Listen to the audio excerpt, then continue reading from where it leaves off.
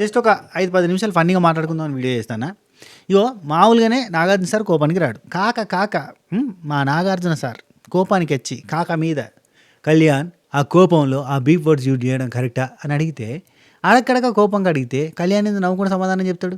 నవ్వుకుంటా అంటే సార్ అది అగ్రెషన్లో ఏం మాట్లాడినో తెలియలేదు సార్. ఆయననే నవ్వుతాడంటే ఆయనకి నవ్వుకుంటూ సమాధానం చెప్తారు ఏందా అన్న ఫీలింగ్ వచ్చింది నాకు. అవునా కాదు చెప్పురి. ఇప్పుడే కాదు కళ్యాణ్ ఎప్పుడు క్వశ్చన్ చేయి నవ్వుకుంటూ సమాధానం చెప్తాడు. నేను అనుకున్నాడు ఏంద్రా ఆయన నవ్వుతాడని. ఆయనే నవ్వుకుంటూ అడుగుతాడంటే ఈయన నవ్వుకుంటూ సమాధానం చెప్తాడు. సరిపోయారు ఇద్దరు అనుకున్నా. అట్నే నాకు నిన్న ఒకరు కామెంట్ పెట్టిరబ్బా, ఆ కామెంట్ భలే అనిపించింది, అది కూడా చెప్దాం అనుకున్నా. అందుకే ఈ వీడియో ఏం లేదబ్బా, ఉత్తనే కొన్ని ముచ్చట్లు మాట్లాడుకుందామని. అదేంటంటే కళ్యాణ్ నిన్న క్యాప్టెన్సీ టాస్క్లో అక్కడ కూర్చుండి బాధపడ్డాడు. డిమాండ్ వస్తాడేమని ఎదురు చూసిండు, రాకపోయేసరికి డిమాండ్ కానీ అంటే పోయి జెండా ఎగరేసిండు కదా. అట్లా కాకుండా ఇఫ్ ఇన్ కేస్ ఆ టాస్క్ అంతా అయిపోయే టైంకి డిమాండ్ అయితే లేదు, అక్కడ బాధపడతాను కదా, కళ్యాణ్ పోయి డిమాండ్కి హెల్ప్ చేసి డిమాండ్ది ఫినిష్ చేసి ఇద్దరూ కలిసిపోయి ఎత్తుకొని ఇట్లా పట్టుకొని ఇద్దరు కలిసిపోయి ఆ జెండాను గుంజి కట్టేసి ఇద్దరు కలిసి క్యాప్టెన్ అంటే ఎట్లుండేది, ఇద్దరు గెలిచిరు అని చెప్తే ఎట్లుండేది, సినిమాటిక్ ఉండేది, ఇష్టం ఉండేది అంటే అట్లుండేది కదా, మొత్తం గూస్ బంప్స్ మూమెంట్ ఉండేది అని ఒకరు కామెంట్ పెట్టిరబ్బా. భలే అనిపించింది నాకు కదా. ఈ తాటే బాలే ఉంది. అసలు నిజంగా అట్లా జరిగింటే, నిజంగా అట్లా కళ్యాణ్ డిమాండ్ని పట్టుకొని పోయింటే బాణి మీద రాసిచ్చేటోని నేను విన్నర్ కళ్యాణ్ అని తెలుసా. రాసిచ్చేటోని తిరమ్మ జీవితం ఏమన్నా కామెంట్ అనిపించింది నాకు. నిజంగా అట్లా కళ్ళ ముందు అది కనబడితే జరిగితే ఆ విజువల్ ఎట్లుంటుంది.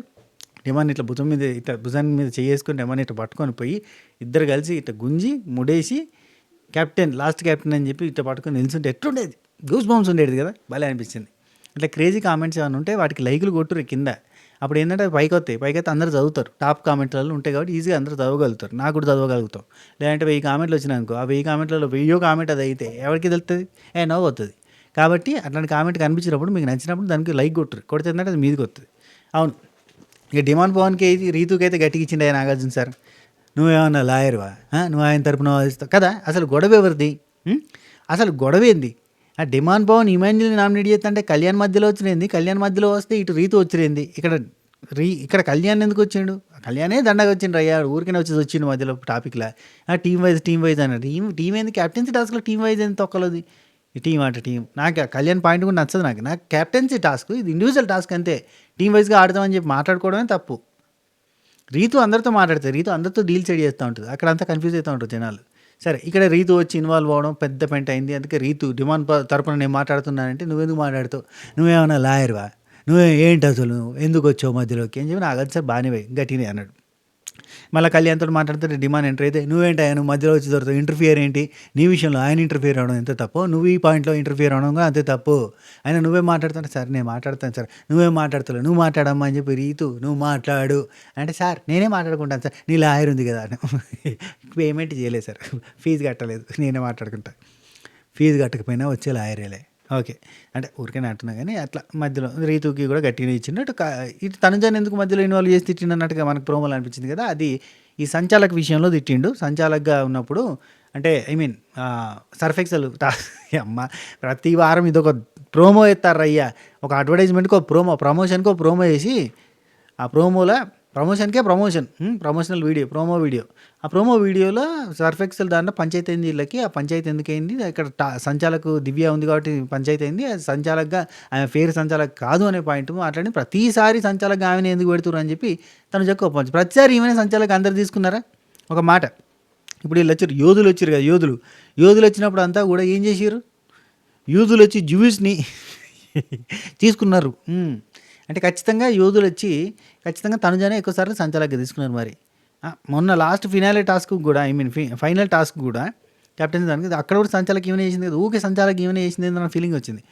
బిగ్ బాస్ ఓకే సంచాలక ఈవెన్ ఎందుకు పెడతారు తీసేయాలి మీరంటే, నువ్వు సంచాలకగా ఎవరిని పెట్టాలో బిగ్ బాస్ నిర్ణయానికి ఆపోజిట్ మాట్లాడతావు. నువ్వు మస్తు మాట్లాడుతున్నావు, నువ్వు ఇట్లా ఎక్స్ట్రా చేస్తే మీరు అంతా ఇంకో 3 వారాలు ఉంది ఉష్కాకే అవుతారని చెప్పి గట్టిగానే వార్నింగ్ ఇచ్చారు. కానీ ఉష్కాకే అవుతారులే, దివ్యనికితో ఉష్కాకే అయిపోయింది, పాపం వెళ్ళిపోయింది. మిగతా వాళ్ళంతా ఉన్నారు. అసలు సుమన్ ఎట్లా సర్వైవ్ అవుతాడో ఏమో, ఎందుకు సర్వైవ్ అవుతాడో ఏమో. నైస్. ఈ పాయింట్ ఇంకొకటి ఉందా పాయింట్ చెప్పేసి క్లోజ్ చేస్తాను అంతే. నాకేమనిపించింది అంటే టోటల్ బిగ్ బాస్ సినారియో గురించి మాట్లాడదాం అనిపించింది.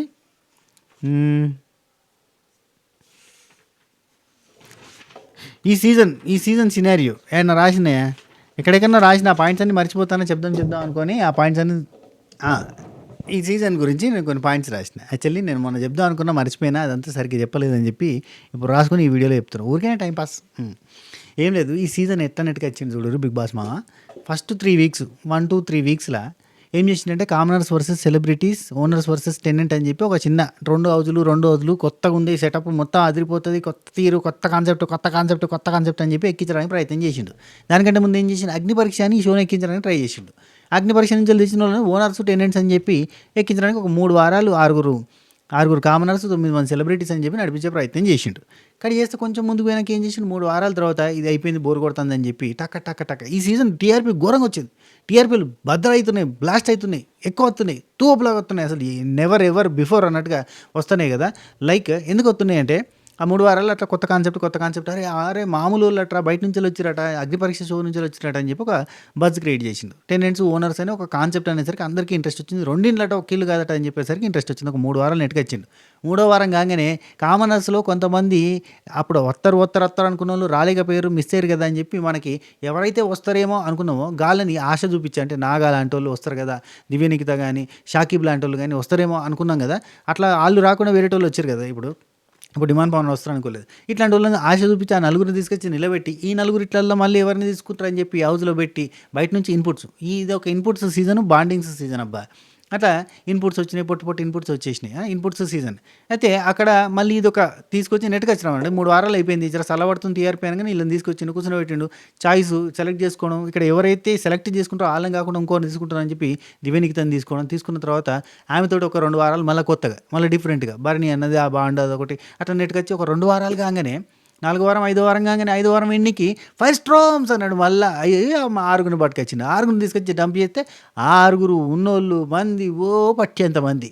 ఈ పట్టేంత మందితోటి శ్రీజ లాంటి టాప్ కంటెస్టెంట్ని ఎలిమినేట్ చేసి, అంటే తోపు లాంటి కంటెస్టెంట్ని ఎలిమినేట్ చేయడం, ఇది వీళ్ళని తీసుకొచ్చే గమ్మత్. అంటే ఇందులో రమ్య చిట్టి పికిల్స్, దువ్వాడ మాదిరక్క ఇట్లాంటి వాళ్ళని తీసుకున్నారు, కాంట్రవర్షియల్ కంటెస్టెంట్స్ని తీసుకొని అది కొద్దిగా బజ్ క్రియేట్ చేసి, హైప్ క్రియేట్ చేసి ప్రయత్నం చేసి మళ్ళీ ఇంజెక్షన్, మళ్ళీ ఎక్కించు హైప్ ఎక్కించు అన్నట్టు ఎక్కించారు. మళ్ళీ ఎక్కించిన తర్వాత మళ్ళీ టీఆర్పీలు జుమ్ అన్నాయి. మళ్ళీ ఈ కామనర్స్ వచ్చినప్పుడు టీఆర్పీలు జుమ్ అని పైకి లేచినాయి. ఆ తర్వాత నాగార్జున సార్ రోస్టింగ్ కూడా బాగుండి వీకెండ్ లేచినాయి.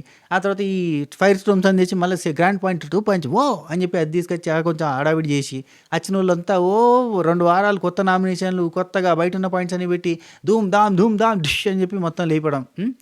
ఈ ఎంత లేకుండా బజ్ క్రియేట్ అయింది. అండ్ రీతు చౌదరి వల్ల కూడా బయట జరుగుతున్న కాన్ఫ్లిక్ట్ల వల్ల కూడా మళ్ళీ బజ్ క్రియేట్ అవ్వడం. అండ్ దువ్వాడ మాదిరక్క, రమ్య శెట్టి, పికిల్స్ వీళ్ళందరూ వచ్చినప్పుడు బజ్ క్రియేట్ అవ్వడం, మళ్ళీ టీఆర్పీలు జుమ్ అని పైకి లేచినాయి. అయిపోయిందా?